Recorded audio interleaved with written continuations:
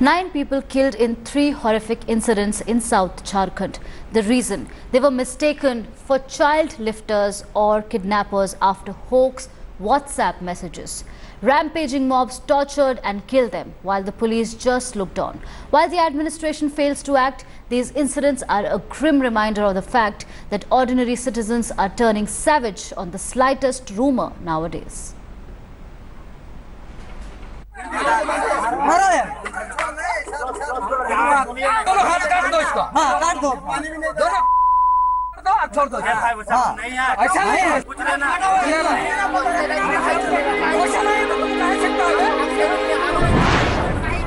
"35-year-old Mohammad Naeem brutally beaten up. His body soaked in blood, pleading innocence and crying for mercy. Around him, a rampaging mob, mistaking him to be a child lifter, was threatening to chop his arms off.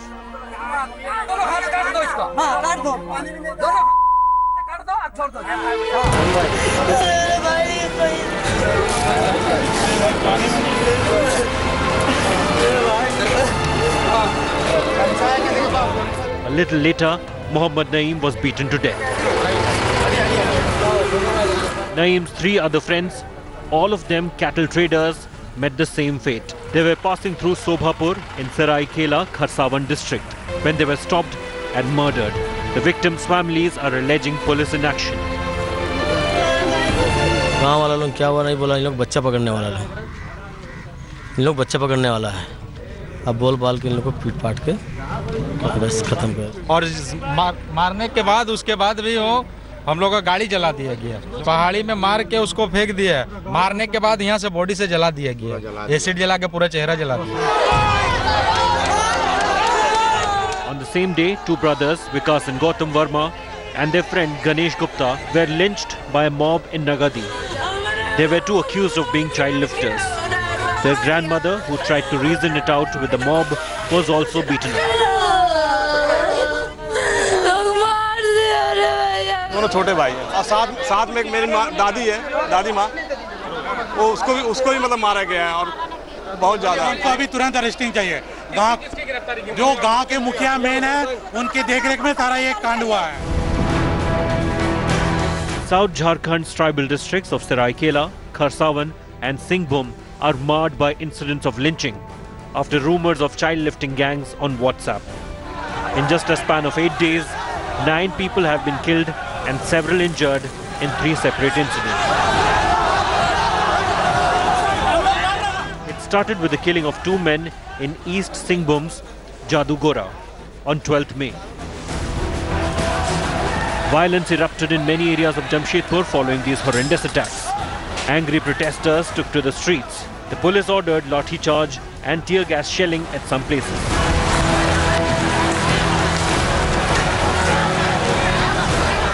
सच्चाई में जो है इस जिला या बगल का जिला में कहीं कोई बच्चा चोरी का एक भी इंसिडेंट रिपोर्ट नहीं हुआ या ऐसा कोई घटना हुआ नहीं है और ऐसा कोई ऑर्गेनाइज्ड बच्चा चोर गैंग कहीं नहीं मिला है। सोशल मीडिया के माध्यम से उसका ज़्यादा प्रचार मिला है, उसको चलते गांव वाला लोग जो है अपने आप कानून को हाथ में लेना शुरू किया पैनिक की वजह से।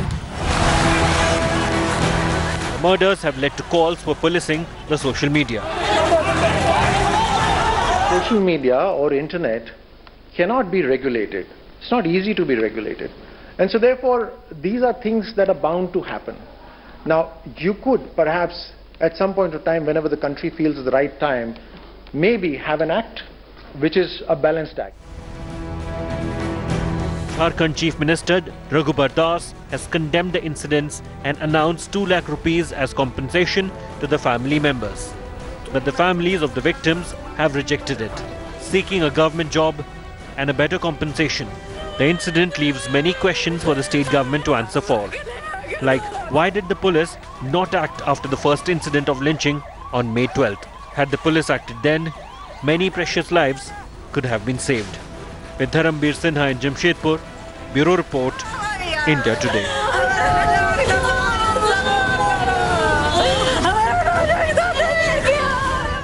Former Karnataka Chief Minister and State BJP's President B.S. Yediyurappa is once again in the eye of the storm, and this time for a very serious charge. Yediyurappa has been accused of practicing untouchability allegedly. This ironically during a Dalit outreach program.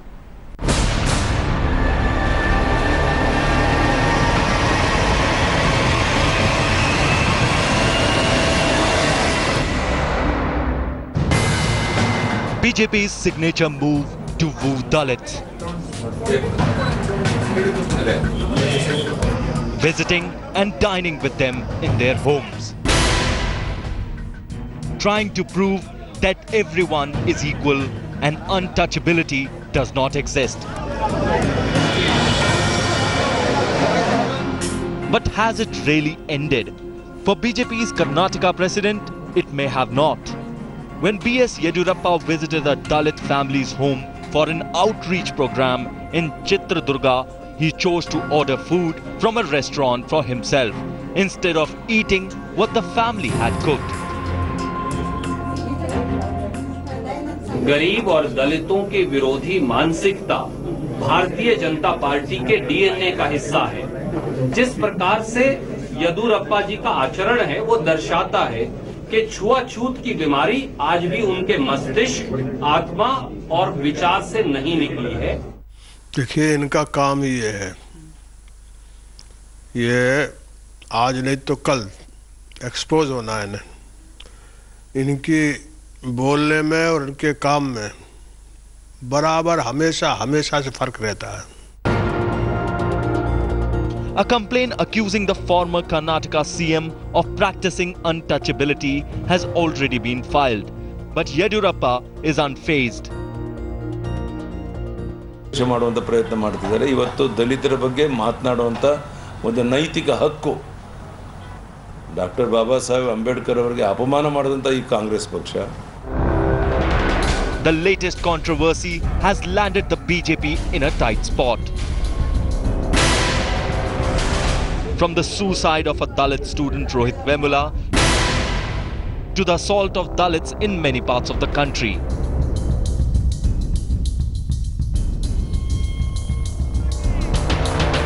BJP has regularly been accused of having a casteist agenda, and now it's BJP's own handing ammunition to the opposition. With Nolan Pinto and Supriya Bhardwaj, Bureau Report, India Today.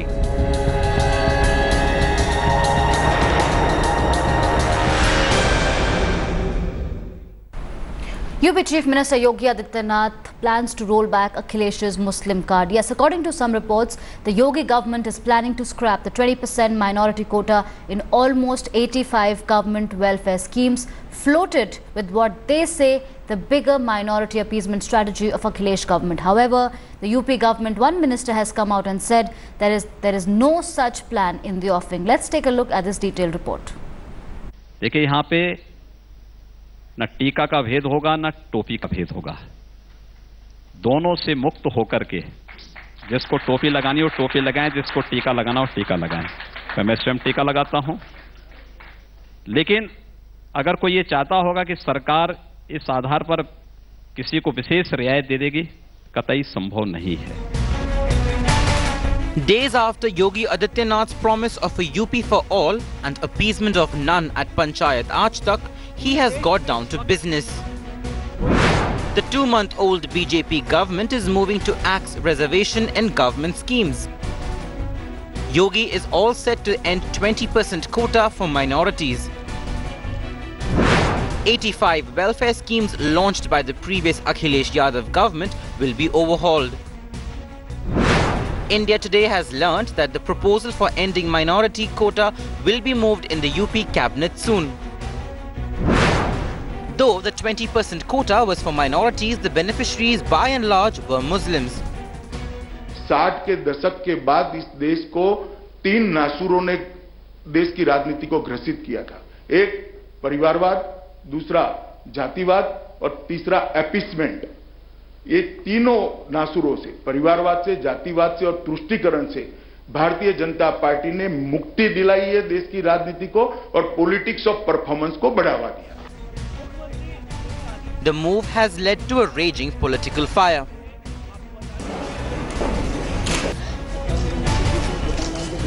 With Adityanath putting Akhilesh's project under lock and key, rural development, social welfare, power, healthcare, agriculture, Panchayati Raj and women's welfare are some of the schemes that will be hit.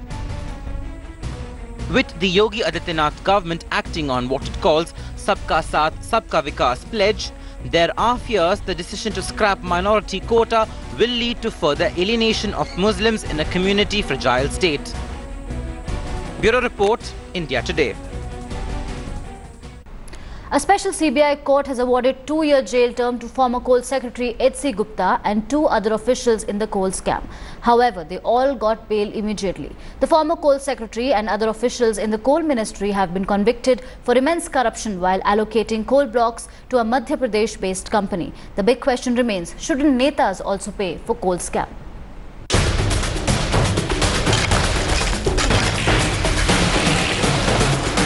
India's darkest secret. The massive coal scam that resulted in a mammoth 1.86 lakh crore rupee loss to the exchequer. And today, the bureaucrats who were behind this murky scam were sentenced to 2 years in jail, but got immediate bail by the special CBI court.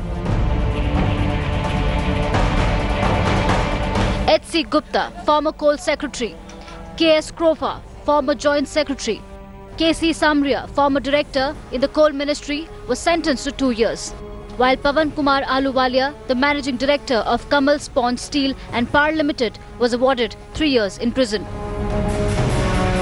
Gupta, who was the Coal Secretary from December 31, 2005 to November 2008, the then Joint Secretary K.S. Krofa and then Director K.C. Samria in the Coal Ministry were held guilty by the court for irregularities in allocation of Thesgora B. Rudrapuri coal block in Madhya Pradesh to Kamal Sponge Steel and Power Limited.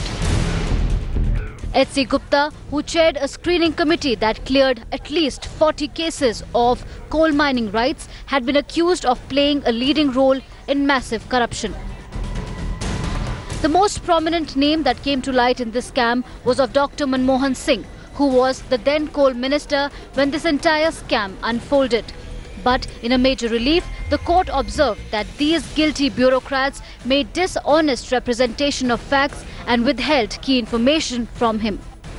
Others include former MOS Coal, Dasari Narayan Rao and Santosh Bagrodia, who are still facing a probe. Santosh Bagrodia is facing allegations of cheating and criminal conspiracy. The coal scam was one of the main reasons why UPA was uprooted from the seat of power. Random allocations of 194 coal blocks were made to public and private enterprises in a flawed manner between 2004 and 2009. But the question is, who was the big fish that was behind this scandal? Are bureaucrats soft targets? Shouldn't politicians pay for the coal scam that unfolded under their nose? And will politicians be ever held accountable? With Poonam Sharma, Bureau Report, India Today. As rumours of Rajinikanth taking the political plunge grow stronger, a lobby opposing Neta Thalaivar is growing louder. Today, a Tamil fringe group reached the actor's residence and carried out a massive protest opposing his possible entry into politics.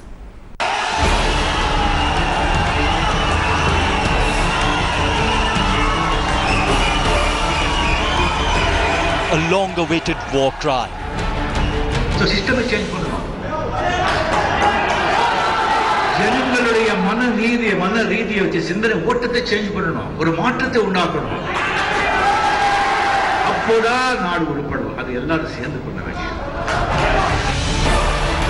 A possible bugle met with massive cheers in most of Tamil Nadu. But cries of anger in some parts days after Rajni called himself 100% Tamil. நான் ரஜினிகாந்த் தமிழனா அவர் தமிழனா அப்படிங்கிற கேள்வி எனக்கு இப்போ வந்து 67 வயசு ஆகுது. 23 ஆண்டு தான் நான் கர்நாடகத்தில் இருந்தேன். 44 ஆண்டுகள். The Tamil fringe is up in arms, claiming an outsider can't enter state politics. The protesters attempted to lay siege to the superstar's house and burnt his effigies, leading to counter-protests by Thalaiva's fans. See, Mr. Rajnikant is entering public life in a larger way, especially if it's politics that he has chosen. So when people have reservations, these are the people that he has to represent. So he has to hear their voices. Even the political class took pot shots at Thalaiva. நடிகர் சத்யராஜ் வந்து தமிழகத்துக்காக காவிரி பிரச்சனைக்காக வந்து அப்போ குரல் கொடுத்ததையும் கூட கர்நாடகாவில் வந்து அந்த நேரத்தில் வந்து ஒரு சினிமாங்கிறது ஒரு அது தனி இல்லை. நான் அது பற்றியே போல அவர் தான் பெரியார் வழின்னு சொன்னதுக்கப்புறம் நான் இதை எதிர்பார்க்க முடியாது. ஸ்டாலின் பற்றியும் சீமான் பற்றியும் கருத்துக்கள் தெரிவித்திருக்கிறார் என்றாலே அது பெரியார் வழி கருத்து தான். Attending India Today's editors round table, BJP President Amit Shah was non-committal when asked if his party is trying to woo Rajnikant. हमारी तरफ से हर अच्छे व्यक्ति का राजनीति में आने के लिए स्वागत है. क्या ये बात सही है कि बीजेपी की तमिलनाडु की रणनीति में रजनीकांत एक अहम किरदार है? देखिए, अभी रजनीकांत जी ने पहले तय करना पड़ेगा कि वो राजनीति में क्या अभी आपके पास कोई गारंटी नहीं है कि वो आ भी रहे हैं कि नहीं आ रहे? मैं कैसे गारंटी ले सकता हूं? उनको ही तय करना है. Our leader, Mr. M.K. Stalin, has made it very, very clear that if Mr. Rajnikant wants to take a plunge into the politics, he will welcome it. Rajnikant's possible role as a Neta has clearly left Tamil Nadu divided. Like his villains on screen, is Rajnikant making his future political rivals quake in their boots already? With Pramod Madhav in Chennai, Bureau Report, India Today.